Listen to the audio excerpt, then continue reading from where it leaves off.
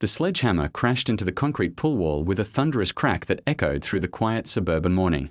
Sarah wiped sweat from her brow, surveying the demolition of her own backyard paradise, 18 months of savings, gone in 3 brutal hours.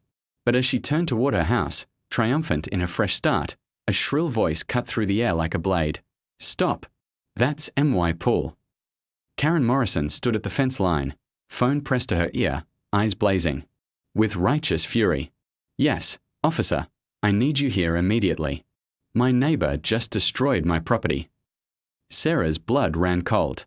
In 24 hours, she'd discovered that Karen had documentation, witnesses, and a lawyer, and somehow, impossibly, the deed to Sarah's the morning sun cast long shadows across Sarah Chen's backyard as she hefted the sledgehammer one final time. 3 hours of demolition had reduced her once pristine swimming pool to rubble and twisted metal. 18 months of overtime shifts and sacrificed weekends now lying in ruins at her feet. But she felt lighter than she had in years. "Goodbye, money pit," she whispered, setting the hammer against the garden shed.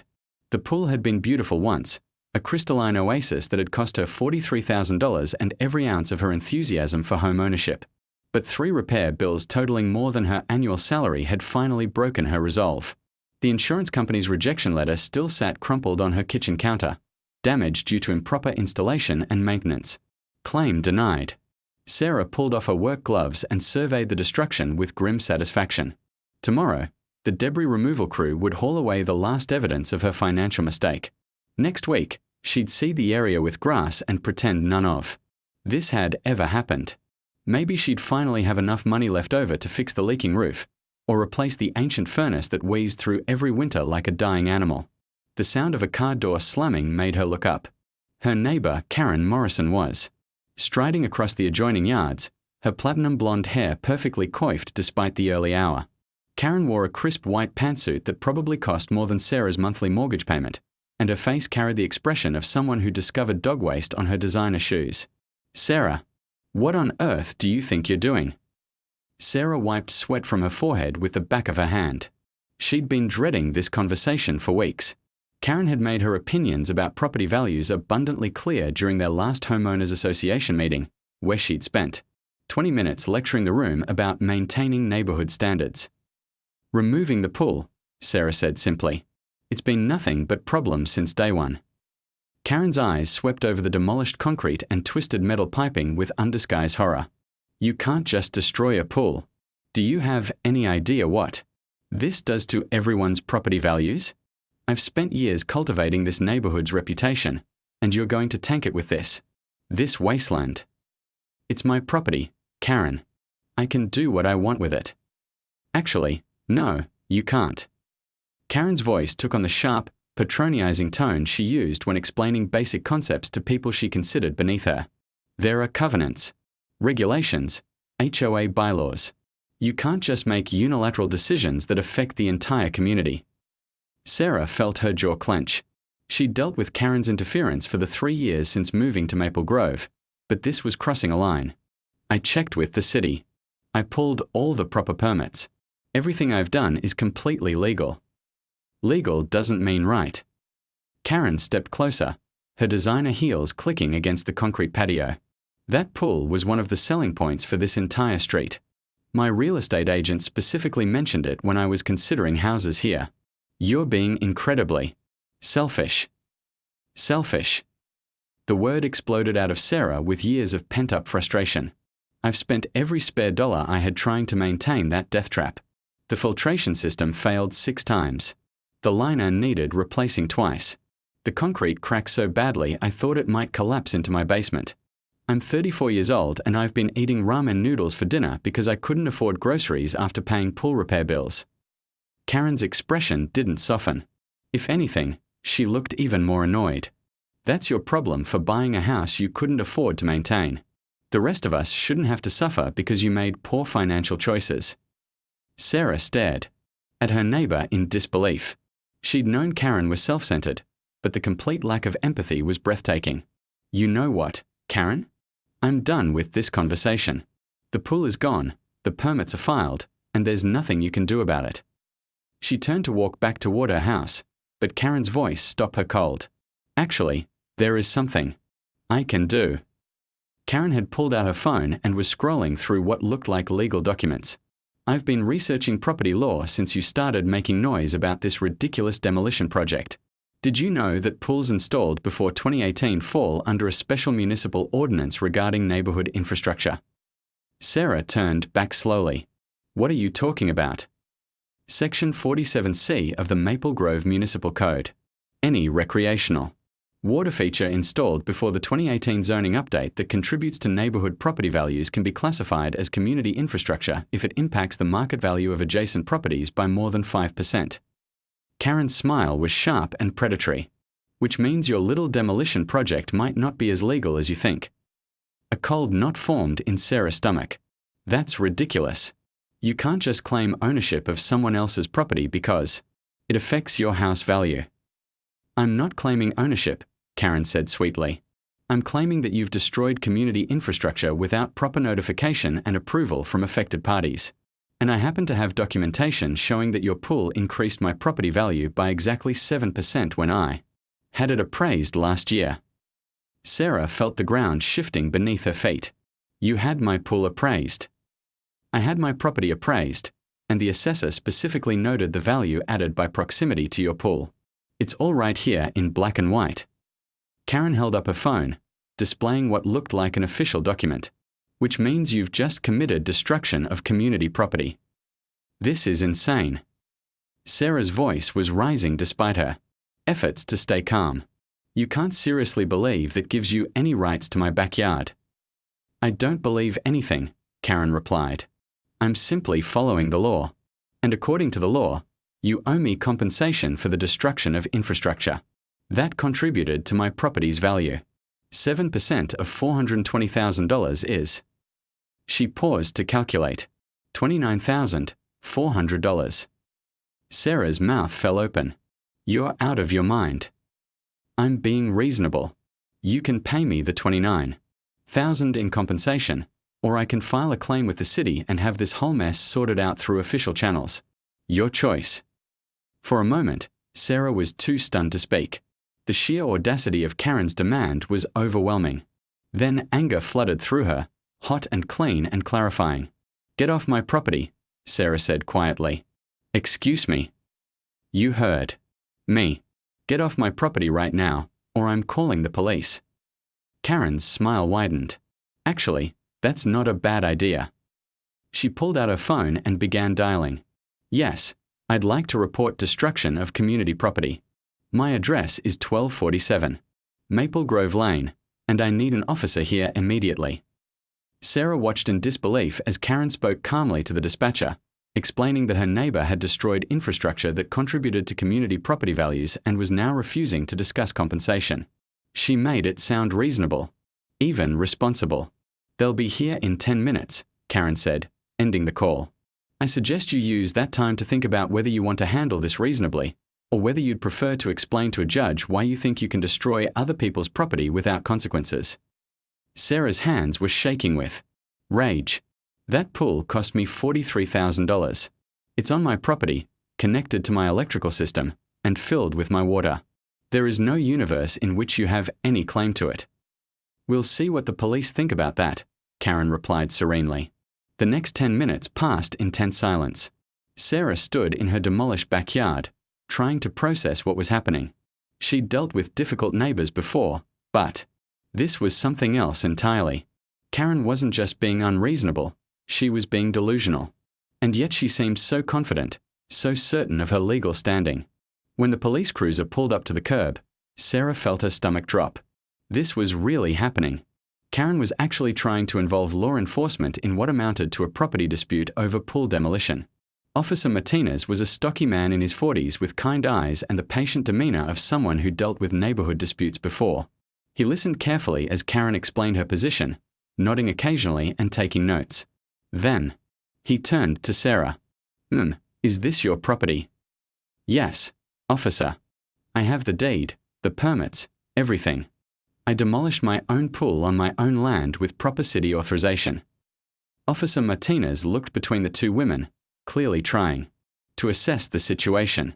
"Ms. Morrison, you mentioned having documentat." Sarah's coffee mug slipped from her fingers. shattering against the kitchen floor in an explosion of ceramic and dark liquid. The legal document in her other hand trembled as she read the heading for the third time. Notice of civil action, unlawful. Destruction of community trust property. This can't be real, she whispered to her empty kitchen, but the official city seal at the top of the page looked disturbingly authentic. According to the summons, she was being sued for $29,000 in damages, plus legal fees, plus the cost of reconstructing what the document called illegally demolished community infrastructure. The coffee stains spread across her linoleum floor like spilled blood, but Sarah couldn't move. Her eyes were locked on a paragraph near the bottom of the page. Defendant Sarah Chen willfully destroyed a recreational water feature that had been legally transferred to community trust status on March 15, 2019, making said defendant liable. For full replacement costs estimated at $74,000. Community trust status. March 15, 2019. Sarah's mind raced backward through time, trying to remember what had happened on that date. She'd only lived in the house for 3 years, and the pool had been installed by the previous owners in 2017. How could it have been transferred to community trust without her knowledge? She grabbed her laptop from the kitchen counter, ignoring the broken ceramic crunching under her bare feet. Her hand shook as she pulled up the city's property records database and entered her address. The search results loaded slowly, each second stretching into eternity. There it was, buried in a sea of municipal filings. Recreational Infrastructure Community Trust Designation, 1249 Maple Grove Lane, approved March 15, 2019. Sarah clicked on the document with growing horror. The filing showed her address, a detailed description of the pool, and at the bottom, a signature she didn't recognize, David Kellerman, previous property owner. But that wasn't what made her blood run cold. It was the name listed as Community Trust Representative, Karen Morrison, 1247 Maple Grove Lane. No, Sarah breathed. No, no, no. She scrolled through the document frantically, trying to understand what she was reading. According to the filing, David Kellerman had voluntarily transferred the pool to community trust status as part of a property value enhancement agreement. The document was dense with legal terminology, but the basic concept was clear. The pool would be maintained by the current property owner but legally belong to the community, with Karen Morrison serving as its designated representative. Sarah's phone buzzed with a text message from her real estate agent. Janet, Sarah, I just got a very disturbing call from Karen Morrison. She claims there's some issue with community trust property at your house. I'm looking into it, but thought you should know. With trembling fingers, Sarah typed back, "Can you come over? I need help understanding some legal documents." Janet's response was immediate. "On my way. Don't sign anything." 20 minutes later, Janet Reeves sat at Sarah's kitchen table, her reading glasses perched on her nose as she examined the summons and the city filing. Janet had been selling real estate in Maple Grove for 15 years, and Sarah had never seen her look so troubled. "This is unusual," Janet said finally. "I've never seen a community trust filing like this one. Usually, these designations apply to things like shared driveways or communal gardens, not private swimming pools." "But is it legal?" Sarah asked desperately. "Can someone really transfer ownership of my pool without telling me?" Janet flipped through the pages again, her frown deepening. "The previous owner's signature is here, but..." She paused, pulling out her phone. "I need to make a call." Sarah watched anxiously as Janet dialed a number from memory. "Hi, David. It's Janet Reeves. Yes, I know it's been a while. Listen, I need to ask you about 1249 Maple Grove. Did you ever sign any documents about community trust status for the pool?" There was a long pause as Janet listened to the response. Sarah could hear David Kellerman's voice through the phone, but couldn't make out the words. Janet's expression grew increasingly grim. "Are you absolutely certain?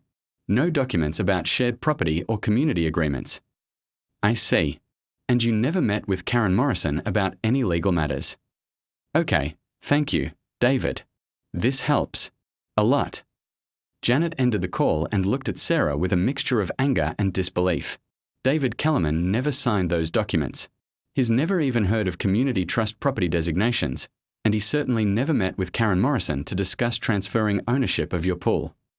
The words hit Sarah like a physical blow. "You're saying the documents are fake?" I'm saying someone forged David Kellerman's signature on official city paperwork. Janet's voice was tight with controlled fury. This isn't just a property dispute, Sarah. This is fraud. Sarah felt the room spinning around her. But the documents are on file with the city. How is that possible? That's exactly what we are going to find out. Janet was already gathering the papers. I'm calling my attorney, and we are heading to City Hall right now. If someone filed fraudulent documents, there's going to be a paper trail. An hour later, Sarah found herself in the basement archives of the Maple Grove Municipal Building, watching a city clerk named Marcus dig through filing cabinets with the intensity of a detective. Janet's attorney, a sharp-eyed woman named Lisa Chang, stood beside them taking notes. Here we go, Marcus said, pulling out a thick folder. March 2019 filings. Let me see. Community trust designations. He flipped through the documents with practiced efficiency. That's odd. What's odd? Lisa asked. Marcus held up a document that looked identical to the one Sarah had found online. This filing shows submission on March 15th, but the processing stamp is dated March 18th. That's unusual because we don't process community trust applications on weekends, and March 18th was a Monday. Lisa leaned closer. What does that mean? It means this document was physically submitted to our office on Friday the 15th, but it wasn't reviewed or approved until the following Monday. Community trust applications require review by the zoning board, and we don't have weekend meetings. Marcus examined the document more carefully, but this shows approval on the 15th, which would be impossible. Sarah felt a spark of hope. So the document is invalid. More than that, Lisa said grimly. It suggests someone with access to city filing systems backdated the approval to make it look like it was processed immediately. That takes inside knowledge of our procedures. Marcus was examining the signature page under a magnifying glass. There's something else. See this stamp here? He pointed to a small marking in the corner. That's a processing code that we didn't start using until April 2019. This document couldn't have been filed in March with an April processing code. So we have proof of fraud? Janet asked. We have proof of irregularities, Lisa corrected. But it's enough to challenge the validity of the trust designation. She turned to Sarah. The question is, who had access to city filing systems and enough knowledge of municipal procedures to fake this documentation? Sarah's mind was reeling. Karen mentioned researching property law. She seemed to know a lot about municipal codes and zoning ordinances. That's one possibility, Lisa said. But filing fake documents in city archives requires more than just research. It requires access. Marcus looked up from the filing cabinet. You know, now that I think about it, we did have a volunteer program in 2019. Citizens could help with document digitization and filing as part of a community service initiative. Do you have records of who participated? Lisa asked. Marcus nodded and walked to a computer terminal. After a few minutes of typing, he looked up with an expression of grim satisfaction. Karen Morrison. She volunteered for 43 hours. Between February and May 2019, primarily working with property records and zoning documents. The pieces clicked into place with terrifying clarity. Karen hadn't just researched property law, she'd infiltrated the system itself. She'd volunteered at City Hall, learned the procedures, gained access to filing systems, and used that access to create fraudulent documents supporting her claim to Sarah's pool. This is insane, Sarah whispered. She planned this for years. It gets worse, Lisa said, reviewing her notes. If she filed fraudulent documents in 2019, right after you bought the house, it means she's been planning to steal your pool since the day you moved in. Sarah thought back to her first interactions with Karen, the seemingly friendly neighbor, who'd welcomed her to the neighborhood with homemade cookies and helpful advice about local contractors. It had all been an act, a long-term strategy to gain Sarah's trust while building a legal foundation for theft. What do we do now? Sarah asked. Lisa was already making notes on her legal pad. First, we file a motion to dismiss the civil action based on fraudulent documentation. Then we file criminal complaints for fraud, forgery, and abuse of public office. This isn't just a property dispute anymore, it's multiple felonies. But even as Lisa spoke, Sarah felt a chill of apprehension. Karen had shown herself to be methodical, patient, And ruthless. If she'd spent 2 years building this elaborate fraud, what other preparations had she made? As if summoned by Sarah's fears, her phone buzzed with a text from an unknown number. I know you think you've discovered something. Important. You haven't. Check your deed. Check your mortgage. Check ever. Sarah's hand shook as she stared at the photograph on her phone screen. The document looked official, too official to be fake, but too devastating to be real. According to the image, her mortgage had been transferred from First National Bank to something called Maple Grove Property Holdings LLC on June 18, 2022, just 3 months after she'd bought the house. This can't be right, she whispered, but Lisa Chang was already on her phone with someone at the bank, her voice sharp with professional urgency. Janet paced the parking lot outside City Hall, occasionally stopping to peer over Lisa's shoulder. At the damning photograph. Even if it's real, mortgage transfers require notification. You would have received paperwork, new payment instructions, something. Sarah tried to remember. The first few months in the house had been chaotic. Boxes everywhere, address changes, new utility accounts. Had she missed something important in the flood of paperwork? I never got any notices about a transfer. I've been making payments to First National this whole time. Lisa ended her call and turned to face them, her expression grim. I just spoke to someone in the mortgage department. According to their records, your loan was indeed transferred to Maple Grove Property Holdings in June 2022. The transfer was processed as a routine sale of debt instruments, which doesn't require borrower notification as long as payment instructions remain unchanged. But I never got new payment instructions, Sarah protested. That's because Maple Grove Property Holdings arranged for First National to continue servicing the loan. You keep making payments to the same bank, but legally, they're just collecting on behalf of the new owner. Lisa paused, consulting her notes. And here's the interesting part. Maple Grove Property Holdings was incorporated in Delaware on May 30, 2022, with a single registered agent, Morrison Legal Services. Janet stopped pacing. Morrison. As in Karen Morrison. Different Morrison, but potentially related. I'm having my investigator pull corporate records right now. Lisa's phone buzzed with an incoming text. She read it quickly, her frown deepening. The registered agent is Thomas Morrison, attorney at law. And according to public records, Thomas Morrison is married to Karen Morrison. Sarah felt the world tilting around her. Karen's husband bought my mortgage. It looks that way. Which means Karen Morrison doesn't just have a claim on your pool, she has a financial interest in your entire property. Lisa was already walking toward her car. We need to get to my office right now. If Karen has been planning this since 2022, there's no telling what other financial instruments she's manipulated. The drive to Lisa's law office passed in a blur of panic and speculation. Sarah's mind raced through the implications. If Karen controlled her mortgage, did that give her legal rights to the property? Could she foreclose? Change the terms? Force a sale? Lisa's office occupied the top floor of a sleek downtown building, its windows offering a panoramic view of Maple Grove's tree-lined streets. Under normal circumstances, Sarah would have been impressed by the elegant furniture and walls lined with legal diplomas. Today, she barely noticed her surroundings as Lisa's team of investigators spread documents across a massive conference table. Here's what we know so far, said Detective Ray Martinez, a former police investigator who now worked private cases. He was tall and lean, with the sharp eyes of someone who'd spent years catching people in lies.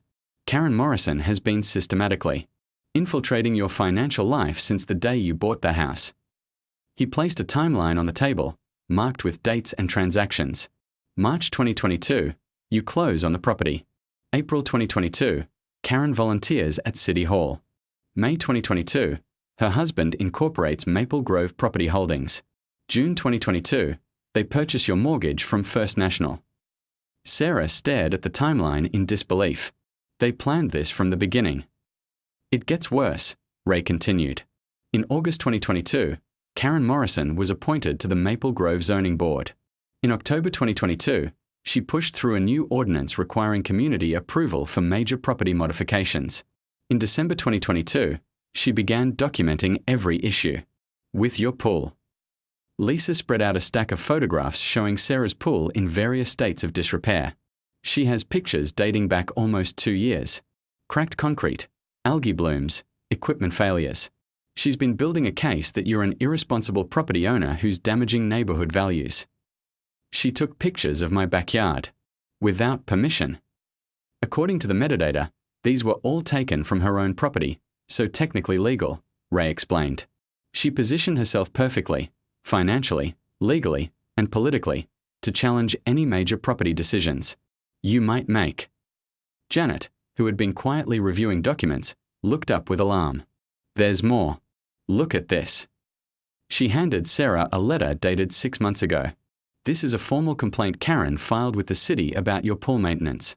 She's claiming it violates multiple health and safety codes. Sarah read the complaint with growing horror. According to Karen's detailed report, the pool posed risks to groundwater contamination, structural damage to neighboring foundations, and potential mosquito breeding that threatened public health. The language was precise and technical, clearly written by someone with legal training. She's been building a case to have the pool condemned, Lisa realized. If she could prove it was a health hazard, the city would have ordered its removal at your expense, and she could have claimed compensation for her property value losses. Ray nodded grimly. Except you demolished it yourself, which gave her the perfect opportunity to claim you destroyed community property. She turned your solution into her weapon. Sarah felt sick. Every decision she'd made over the past 2 years had been anticipated and manipulated by Karen Morrison. The woman wasn't just a difficult neighbor. She was a predator who had systematically trapped Sarah in an elaborate legal web. What's our next move? Sarah asked. Lisa was already drafting legal motions on her laptop. We are filing for an emergency injunction to stop any foreclosure proceedings. We are also requesting a full audit of the mortgage transfer and filing. Criminal complaints for fraud, conspiracy, and abuse of public office. But do we have enough evidence? Janet asked. Ray smiled for the first time since the meeting began. Actually, we do. Karen made one critical mistake. He pulled out his phone and showed them a screenshot. This morning, she posted on the Maple Grove Community Facebook page, bragging about finally teaching irresponsible neighbors about property values and community standards. Sarah read the post with amazement. Karen had written a detailed description of her legal strategy, including references to her careful documentation and strategic positioning on the zoning board. In her arrogance, she'd essentially confessed to years of calculated manipulation. She incriminated herself on social media. Sarah asked. People who think they're untouchable often get careless, Ray explained. She's so confident in her plan that she's openly gloating about it. The post has been shared 43 times and screenshot by dozens of people. Even if she deletes it now, we have permanent records. Lisa looked up from her laptop. I'm also finding irregularities in the zoning board appointments. Karen Morrison was supposed to serve a 2-year term starting in 2022, but she was reappointed for an additional 3 years without the required community review process. Someone with influence pushed through her extended appointment. Someone like her attorney husband. Janet suggested. Exactly. Thomas Morrison has been practicing municipal law in this county for 15 years. He knows every loophole, every procedural shortcut, every official who can be influenced. Lisa paused, reviewing more documents. But he also knows that what they're doing is illegal, which means is betting they won't get caught. Ray was studying surveillance footage on his tablet. I've been reviewing security cameras from the City Hall parking lot during Karen's volunteer period. Look at this. He showed them grainy footage of Karen entering the building after hours, using what appeared to be an access card. Volunteers don't get after-hours access, Lisa noted. Exactly. Someone gave her administrative privileges, which would have allowed her to file documents without proper review. The question is who? Sarah's phone buzzed with another text from Karen. Having fun playing detective? You're wasting your money. On lawyers. Check your homeowner's insurance. Check your property tax assessments. Check your credit report. I've been busy. This time, Lisa grabbed the phone before Sarah could panic. She read the message aloud, then looked at Ray with professional calculation. She's threatening more financial manipulation. What else could she have access to? Ray was already making calls. If she has inside connections at City Hall, she might have access to tax assessment systems, insurance databases, credit reporting agencies. Someone with municipal law connections could potentially manipulate all of those systems. Within an hour, Ray's contacts had confirmed Sarah's worst fears.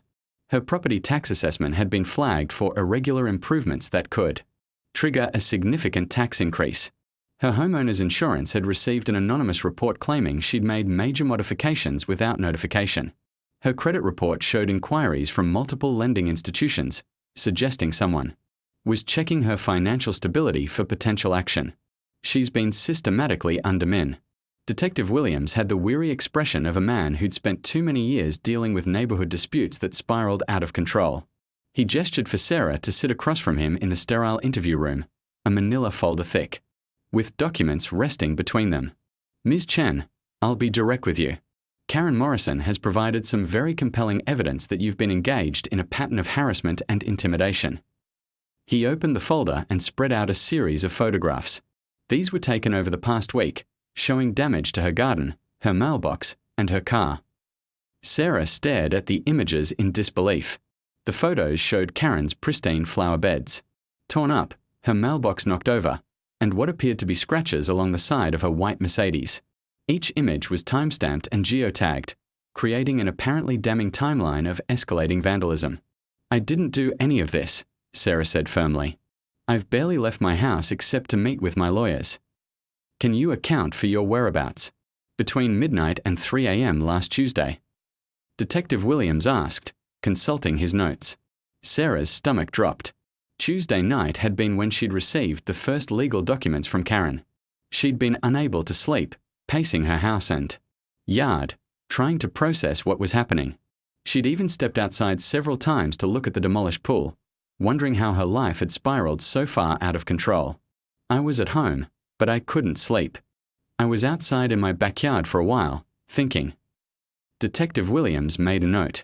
Mrs. Morrison's security cameras show a figure moving around your property that night, and she claims to have seen you near her fence line around 2:30 a.m. I never left my own property, Sarah insisted. And if her cameras show anything, they should show that. Actually, that's the problem. The detective pulled out another document. Mrs. Morrison's security system was damaged that same night. The cameras were spray-painted black, and the recording equipment was destroyed. She's claiming you vandalized her security system to cover your tracks. Sarah felt the familiar sensation of Karen's trap closing around her. Even from jail, the woman was orchestrating events with surgical precision. Detective, I hope you're investigating Karen Morrison's background. She's been arrested for fraud and conspiracy. I'm aware of the charges, Detective Williams replied. But those are separate matters.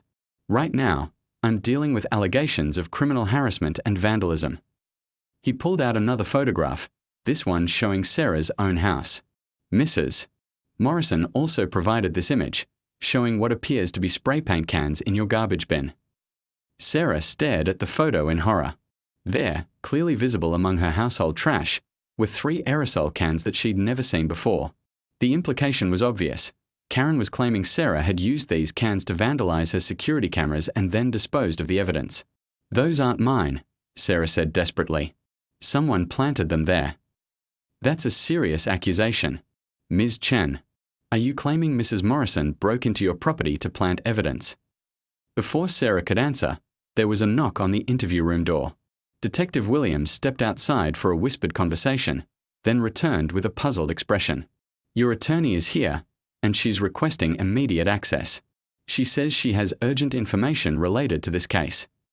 Lisa Chang entered the room like a force of nature, her briefcase bulging with documents and her phone pressed to her ear. Detective Williams, I need you to stop this interview immediately. My client is the victim of an elaborate frame-up, and I have evidence that proves it. Detective Williams looked skeptical. Mrs. Chang, I understand you're trying to protect your client, but the evidence against her is quite substantial. The evidence is fabricated, Lisa replied sharply, pulling out her laptop. And I can prove it. She turned the screen toward the detective, showing what appeared to be a video file. This is security footage from a camera across the street from both properties, obtained from a neighbor who was concerned about the recent vandalism. The video began playing, showing a nighttime view of Maple Grove Lane. Sarah watched herself. Appear in the frame around 2:15 a.m., walking around her own backyard but never approaching Karen's property. At 2:47 a.m., a different figure appeared, someone wearing dark clothing and moving with purpose toward Karen's house. "That's not me," Sarah breathed. Lisa paused the video and enhanced the image. The figure was clearly shorter and stockier than Sarah, with distinctly different body language. "Detective, this footage proves that someone else vandalized Karen Morrison's property while Sarah was visible in her own yard." Detective Williams studied the enhanced image carefully. "Can you identify who this person is?" "We believe so." Lisa pulled out another document. "We've been investigating Thomas Morrison's law practice, and we discovered he employs a private investigator named Marcus Webb. Mr. Webb has a history of questionable tactics in service of his clients." She showed the detective a driver's license. Photo of Marcus Webb. The man's build and height matched the figure in the security footage almost perfectly. "You're suggesting that Mrs. Morrison hired someone to vandalize her own property and frame Ms. Chen?" "I'm suggesting that the Morrison family has been engaged in a systematic campaign of fraud and manipulation for over 2 years," Lisa replied. "And when their mortgage fraud scheme was exposed, they escalated to framing Sarah for crimes they committed themselves." Detective Williams was beginning to look troubled. "This is getting complicated. Do you have evidence that Mr. Webb was involved?" Lisa smiled grimly. "Actually, we do." She pulled out her phone and played an audio recording. "This is from a voicemail left on Mr. Webb's business line yesterday morning, before Mrs. Morrison was arrested." Karen Morrison's voice filled the room, sharp and commanding. "Marcus, it's time for phase 3. I need the harassment evidence in place by tonight. Make sure the spray cans are visible but not too obvious. And remember, the security cameras need to look like vandalism, not professional disabling." The room fell silent as the implications sank in. Detective Williams stared at the phone with growing understanding. Mrs. Morrison was coordinating a frame-up operation from jail. She made this call during her one permitted phone call yesterday. Lisa explained. She thought she was calling her husband's office, but Thomas Morrison had given Mr. Webb his direct line. The call was automatically recorded by Mr. Webb's answering service. Sarah felt a surge of vindictive satisfaction. Karen's obsessive need to control every detail had finally worked against her. In trying to orchestrate her frame-up too precisely, she'd created evidence of her own conspiracy. Detective Williams was already reaching for his radio. "I need units to pick up Marcus Webb for questioning. And I need someone to review all evidence collected from the Morrison property for signs of deliberate staging." As the detective coordinated the new investigation, Lisa turned to Sarah with her expression of professional pride mixed with personal satisfaction. "Karen Morrison just made the biggest mistake of her life. She tried to frame you for crimes while she was in police custody, leaving a recorded confession of the conspiracy." Sarah's phone buzzed with a text message from an unknown number. "You think you've won, but this is far from over. Check your mail. Check your bank account. Check your job. I've been planning this for 3 years, and I have contingencies you can't imagine." Lisa read the message and immediately called Ray Martinez. "We need to check Sarah's workplace, her bank, her credit cards, everything. Karen's threatening more sabotage." Within minutes, Ray was calling back with disturbing news. Sarah's employer received an anonymous tip this morning claiming she's been embezzling money to pay for legal fees. Her bank account was flagged for suspicious activity, and someone filed a false police report claiming she's been selling drugs from her house. "She's trying to destroy my entire life," Sarah whispered. "She's trying," Lisa corrected, "but she's also panicking. Each move she makes creates more evidence against her. She's gone from careful long-term planning to desperate short-term attacks, and desperate people make mistakes." Detective Williams returned to the table with a satisfied expression. "We just arrested Marcus Webb. He confessed immediately, apparently. Mrs. Morrison promised him $10,000 to vandalize her own property and plant evidence against you. He's willing to testify about the entire conspiracy." Sarah felt tears of relief beginning to form. "So this is over." "The criminal charges against you are being dropped," Detective Williams confirmed. "And based on Mr. Webb's confession, we are adding conspiracy and witness tampering charges against Mrs. Morrison. She's looking at significant prison time." but Lisa's expression remained troubled. Sarah, we need to talk privately. There's something else. They stepped into the hallway, away from Detective Williams. Lisa pulled out her phone and showed Sarah a new message that had just arrived.